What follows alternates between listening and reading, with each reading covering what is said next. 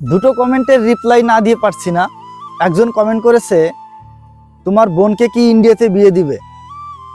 এ ভাই, তুমি দেখো না যে আমার তিন বোন বলতে দুই দিদি এক বোন, তিনজনেরই বিয়ে হয়ে গেছে, তাদের বাচ্চা কাচ্চা আছে, অনেক বড় হয়ে গেছে। আমার ভাগ্নে অনার্স সেকেন্ড ইয়ারে পড়ে এবং মেজো দিদির মেয়ে সে অনার্স ফার্স্ট ইয়ারে পড়ে, আর ছোট বোনের ছেলে সে হচ্ছে এবার মানে কি বলে কি শিশু ওখানে পড়ে।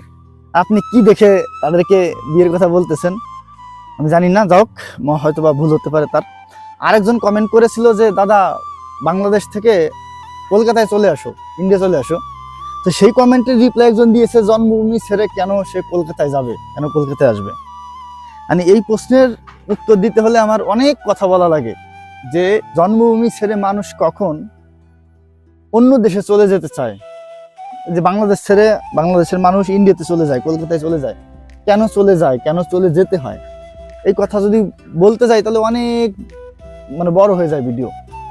ঠিক আছে, তাই বললাম না, শুধু এতটুকু বলি, মানুষ কখনো তার জন্মভূমি ছেড়ে যেতে চায় না, বাট চলে যেতে হয় বাধ্য হয়ে। আর বাংলাদেশে হিন্দুদের অবস্থা কোন পর্যায়ে আস্তে আস্তে যাচ্ছে সেটা আমরা যারা বাংলাদেশে থাকি আমরা জানি। ঠিক আছে, সুতরাং আমরা কেন এই দেশ ছেড়ে অন্য দেশে চলে যাই সেটা তোমরা বুঝবে না, তোমরা যদি এখানে থাকতে তাহলে বুঝতে আমরা কেন যাই।